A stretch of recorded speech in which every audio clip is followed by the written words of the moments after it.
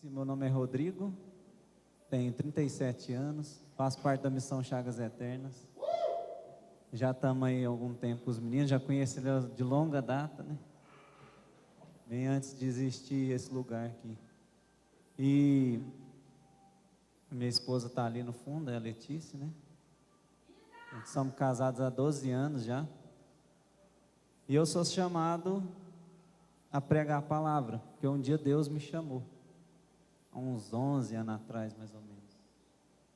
Então a gente está aqui para falar um pouco da palavra dele. Nós não somos nada, todos nós somos pecadores, né?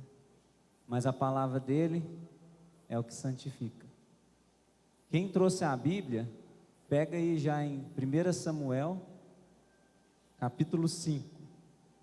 1 Samuel, capítulo 5.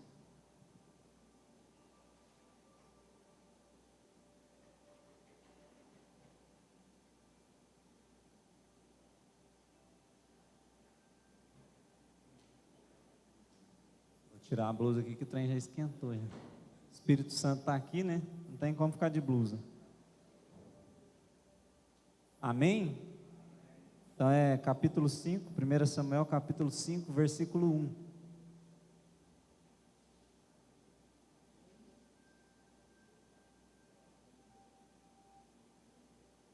O título da minha Bíblia, Ave Maria, é Arca entre os Filisteus. Os filisteus apoderaram-se, pois, da arca de Deus e levaram-na de Eber-ezer para Azoto. Tomaram a arca de Deus e a introduziram no templo de Dagom, colocando-a junto do ídolo. No dia seguinte, levantando-se pela manhã, os habitantes de Azoto viram Dagom estendido com o rosto por terra diante da arca do Senhor. Levantaram o ídolo e o repuseram no seu lugar. Na manhã seguinte, ao se levantarem, encontraram de novo Dagom, estendido com o rosto por terra, diante da arca do Senhor. A cabeça do Deus e suas duas mãos estavam desprendidas e jaziam perto do limiar. Dele só restou o tronco.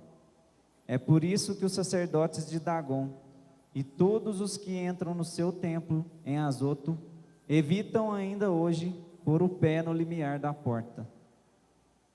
A mão do Senhor pesava sobre os habitantes de Azoto. Ele os devastou e os feriu de hemorroidas na cidade e no seu território. Vendo isso, os habitantes de Azoto exclamaram: a arca do Deus de Israel não ficará conosco, porque sua mão pesou sobre nós e sobre Dagom, nosso Deus. Mandaram mensageiros que convocassem todos os príncipes dos filisteus e perguntaram-lhes: que faremos nós da arca do Deus de Israel? Eles responderam: transportem-na a Gate. E a arca do Deus de Israel foi levada para lá. Logo que o fizeram, a mão do Senhor foi contra a cidade, causando nela grande terror. Feriu os habitantes desde o menor até o maior, com muitos tumores de hemorroidas. Palavra do Senhor. Se a gente continuasse aqui, ele ainda ia ferir mais um pouco os filisteus, até que os filisteus devolvessem a arca da aliança, a arca, para os israelitas, né? Mas o que Deus quer falar para nós, né, nessa noite? O que veio muito forte para mim foi uma comparação, mas isso aí a gente vai ver mais para frente. Uma comparação que Deus colocou no meu coração. Mas o que a arca representava para aquele povo? Se a gente pegar ali no Antigo Testamento, logo após, ali no livro de Êxodo, que Moisés recebe os 10 mandamentos de Deus lá no Monte Sinai, passa alguns trechos desses capítulos, Deus coloca para Moisés como que deveria ser construída uma arca, de madeira, de acácia, com bastante ouro por dentro e por fora, né? Ela tinha alças de ouro para ser transportada, tinha uma tampa desenhada, 2 querubins esculpidos de ouro. Ela era toda trabalhada, era um verdadeiro tesouro também em termos materiais, né, essa arca. E lá dentro era colocado os 10 mandamentos, da lei que Moisés recebeu, da lei que Moisés recebeu do próprio Deus na sarça ardente ali, né? Deus colocou naquelas pedras, 2 tábuas, os 10 mandamentos. Então aquilo ali representava muito para os israelitas.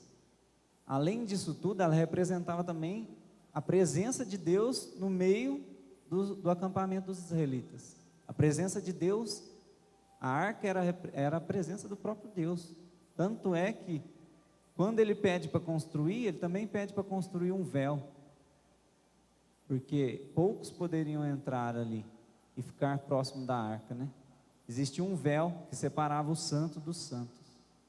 Com essas mesmas palavras, Deus pede para Moisés também pedir para construir esse véu, para tecer esse véu, porque o santo dos santos ficava ali atrás. Então era o próprio Deus habitando ali, e de tempos em tempos, uma nuvem vinha e ficava ali no rumo da tenda, daquela tenda onde a Arca da Aliança ficava. E eles ganhavam muitas guerras, eles ganhavam várias guerras, a Arca da Aliança ia à frente, e Deus estava com eles. Mas em certo momento, Deus permite, né? Porque se Ele quisesse, Ele não permitia que eles perdessem uma guerra, e a Arca da Aliança fosse levada. E essa Arca da Aliança é levada para território forasteiro, né? Os filisteus, e guerrilham com os israelitas e ganham, e vencem, e levam aquele tesouro, né? Porque eles não entendiam o poder de Deus, os filisteus, e eles levam o tesouro para o país deles, levam aquela arca, e Deus permite que a arca é levada, né? E quando eles chegam no país deles, Deus começa a agir, primeiro derrubando aquele ídolo, né? Porque era um deus, eles adoravam uma estátua de um deus chamado Dagon, e na primeira noite Deus, com seu poder, já derruba Dagon, aquela estátua, e eles já encontram ela caída por terra. No outro dia eles levantam, e do mesmo jeito Deus derruba de novo, só que dessa vez ele derruba, quebrando as 2 mãos, e a cabeça também se separando da estátua. E ela vai parar perto da porta, né? Já para fora do templo ali, do Dagon, daquele deus dos filisteus. Então Deus já começa a mostrar o poder dele ali para os filisteus. Ô filisteus, por que vocês foram me levar essa arca que me representa para longe dos israelitas? Eu vou pesar sobre vocês. E começa a pesar o braço dele ali. E eles começam a ter doenças, hemorroidas, doenças, todos os habitantes daquela cidade começam a ter doenças. Deus começa a mostrar o seu poder, e aquele povo vai ficando com medo, né? Maldita hora que nós pegamos essa Arca da Aliança. O que nós foi fazer? O que nós arrumou para a nossa vida? E agora? Eles começam a questionar, para onde nós vamos mandar isso?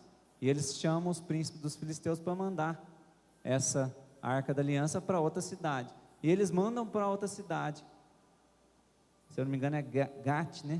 Eles mandam para lá e acontece a mesma coisa.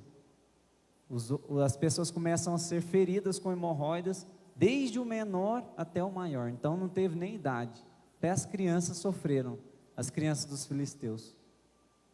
E o que acontece ali?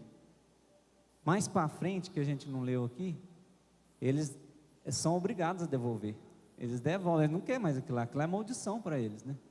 E eles devolvem a Arca da Aliança para os israelitas. Mas de tudo isso, de toda essa história, de todo esse contexto, Deus quer nos trazer algo para nós. Então, a Arca da Aliança representava a lei, né? Guardada ali. E a presença do Deus vivo, através de uma nuvem, através de tudo que eles conquistavam, através das guerras que eles venciam. A Arca da Aliança foi utilizada no cerco de Jericó, né? Quem conhece o cerco de Jericó sabe que eles usavam a Arca da Aliança ali junto com os sacerdotes, tocando as trombetas até que as muralhas caíssem. A Arca da Aliança esteve quando o rio do Jordão foi separado e ficou em terra seca, eles atravessaram igual atravessou o Mar Vermelho. A Arca da Aliança esteve em várias ocasiões da história dos israelitas. Ela representava o próprio Deus, né? A própria lei de Deus, o próprio poder de Deus, a própria força de Deus, o próprio poder de Deus.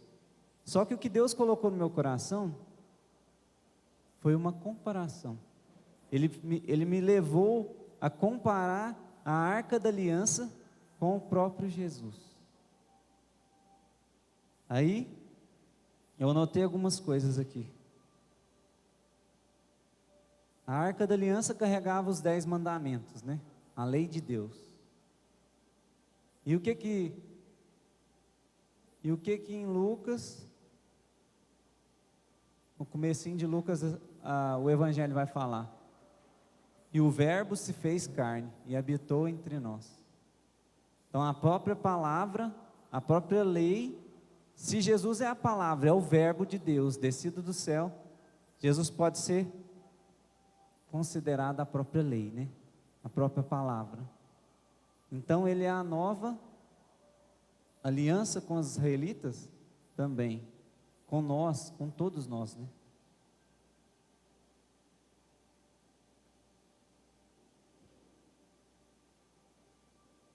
Só que além dele ser a própria palavra, Deus o constitui também o próprio juiz, né? Que mistério, né? Ele é a palavra e ele é o juiz. E a Arca da Aliança era a lei, né? E a lei, às vezes, ela julga. Só que ela é o que está escrito. Tem que ter alguém para julgar, né? E aí, Jesus vem para ser esse juiz. Ele vem ser o juiz de toda a humanidade. A Arca da Aliança também ela é sinônimo de poder, de muito poder. Porque tudo que os israelitas conquistaram, depois que eles estavam com ela, era sinal de poder, era sinal do poder de Deus, né? Só que ela tinha um problema. Qual que era o problema da Arca da Aliança? Ela era intocável. Ela era separada por um véu. Tinha um véu que separava ali. Os israelitas, era só os sacerdotes que tinham acesso, né? Naquele templo. Não era qualquer um que podia entrar ali e ficar próximo dela. Tanto é que no reinado de Davi, alguns morrem quando tocam a Arca da Aliança. Não podia tocar. Alguns israelitas morreram ao tocar ela. Mas então por que os filisteus já não morreram na hora ali porque tocou? Porque Deus não quis. Porque ele queria mostrar para os filisteus, mostrar para os israelitas que ele era Deus, que ele era poderoso, que ele era o Deus mais forte que o Deus dos filisteus. Se a gente para entender isso, para pensar nisso, a Arca da Aliança também tinha outro problema. Era limitada. Limitada em quê? Em território. Ela só ficava com os israelitas. Ela não estava em todo o mundo. E aí a gente entra com os nossos sacrários. Jesus é representado agora. Ele representa a arca. Ele representa a nova aliança. Ele representa a lei. Ele representa a justiça. Ele representa o poder. Só que ele está em todas as nossas igrejas. Olha o quanto que Deus mudou. Quando Jesus morre na cruz, o que acontece? O que acontece com o véu, gente? Aquele véu que eu falei que separava a Arca da Aliança, no templo, ele se rasga. Quando Jesus expira, e o sol se põe ali, naquele dia, naquelas 3 horas da tarde, o sol se põe, fica tudo escuro, o véu do templo se rasga. É uma das narrações do Evangelho. Por quê? Naquele momento, Deus já estava falando, agora o que era limitado a poucos, o santo dos santos que era limitado a poucos, agora é ilimitado. É o próprio Jesus. É ilimitado. Tem livre acesso. Ainda se não bastasse esse livre acesso, o que Deus faz? institui, o que Jesus faz, né? Jesus mesmo faz, institui a Eucaristia. Além da gente ter acesso a qualquer sacrário, se a gente quiser ir lá rezar, a gente tem acesso de ficar ali pertinho. A gente ainda vai comer do próprio Deus, comer do próprio Cristo, da própria carne, da própria Eucaristia. É um mistério, gente, é um mistério. A gente vai se alimentar do próprio Deus, do próprio poder de Deus, da própria essência de Deus. E Deus me levou a essa reflexão. Em comparação, compara a Arca da Aliança com Cristo, com os sacrários, com o que a gente tem de mais rico na nossa igreja. É uma riqueza incalculável, é um poder incalculável. Todas as maiores experiências que eu tive com Deus foi próximo de Jesus. Ou ele estava em adoração, ou ele estava dentro do sacrário. Porque o poder que emana dali, gente, é ilimitado. Ilimitado. Basta a gente buscar. Está ali. Em qualquer igreja que você for, está ali. É só a gente lembrar de um santo novo aí que saiu, né? Carlos Acutis. O que ele fala? Sobre o que ele coloca no seu site. Ele cria um site que pega os milagres eucarísticos que ele pôde catalogar. Ele cataloga em um site e se une cada vez mais à Eucaristia. Mas o que chama atenção? O que me chama atenção no Carlos Acutis é que ele tinha condição, o pai dele, a mãe dele tinha condição de ir lá em Israel, conhecer onde Jesus viveu. E o pai dele fala: meu filho, eu vejo que você tem uma fé muito viva, né? Eu vou te levar lá em Israel. Vou te levar em Israel. Ele: não, pai, Jesus está aqui no sacrário. Ele não quis ir, gente. Vocês têm noção de qual que era a intimidade que ele tinha com a Eucaristia? Qual que é a intimidade que aquele menino tinha com o Cristo no sacrário? Era muito grande a intimidade daquele menino. Ele não quis ir lá na Terra Santa. Ele falou: Jesus está aqui, Ele está próximo. E a gente não dá o valor devido a Ele, a gente não dá o devido valor que Ele tem, a gente não dá. Quantas vezes a gente às vezes até esquece de fazer uma reverência bem feita ali, quando a gente passa perto do sacrário, a gente está na correria, a gente está servindo, mas a gente às vezes passa batido. Eu mesmo já passei batido, eu falo a verdade. Aí depois eu lembro, mas já passou. Já foi feio o que eu fiz ali na frente dele. Então a gente tem um livre acesso à Eucaristia, a Cristo, a adoração, e a gente não usa, simplesmente usa pouco.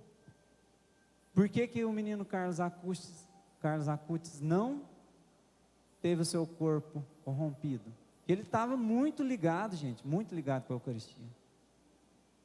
E muitos outros santos falam que cada vez que a gente consome a Eucaristia, recebe a Eucaristia, a gente se cristifica cada vez mais. A gente se torna mais parecido com Cristo. E aquele menino conseguiu chegar ao ápice dessa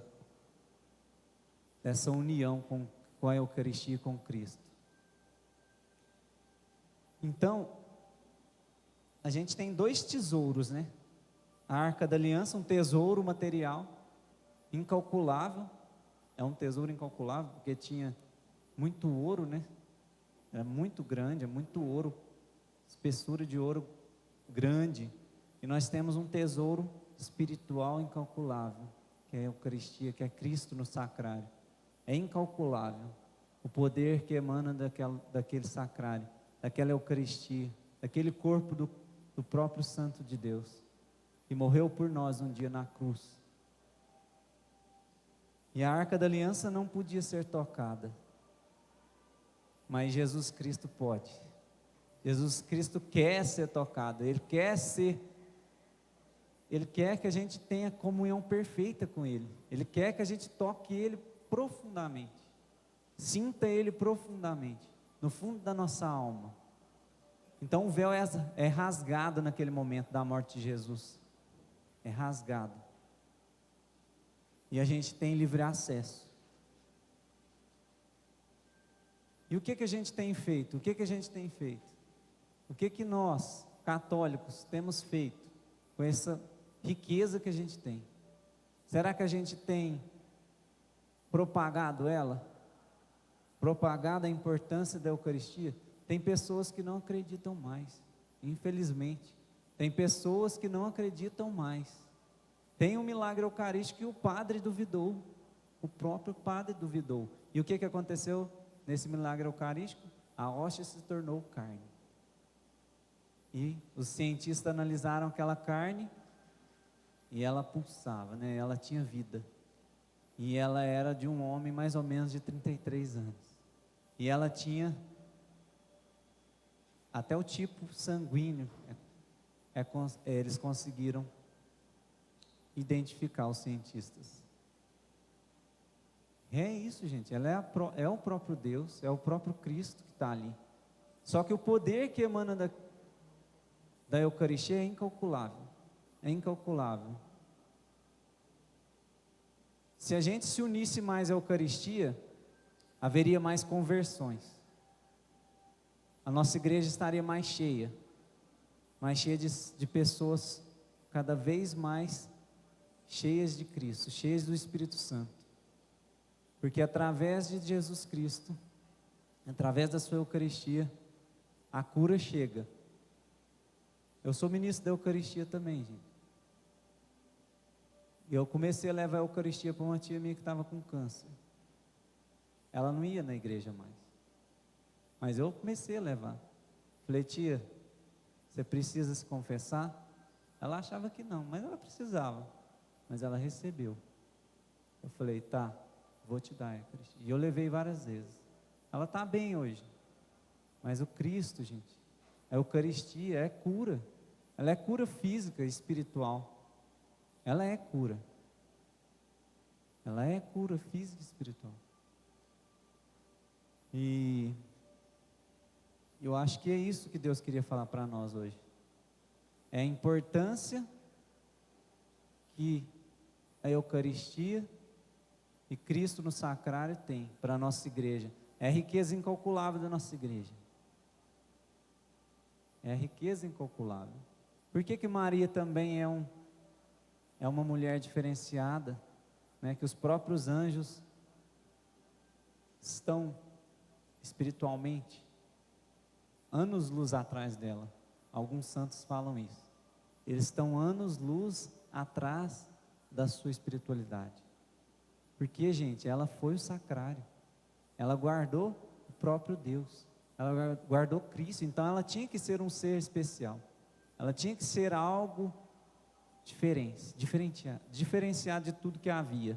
Por isso que ela mesma vem como Nossa Senhora das Graças e fala que ela é a concebida sem pecado. Tanto é que a nossa medalhinha que a gente usa, né? Medalhinha de Nossa Senhora das Graças, medalhinha milagrosa, tem a inscrição que ela pediu para colocar. Ó Maria concebida sem pecado, rogai por nós que recorremos a vós. O que é isso, gente? Por isso que a nossa igreja ainda é mais rica ainda. Ela tem o sacrário, que os teólogos vão falar que eu estou errado, mas eu creio que ela é o sacrário, o primeiro sacrário para Cristo, né? Ela é, porque espiritualmente ela gerou Cristo, espiritualmente e fisicamente. E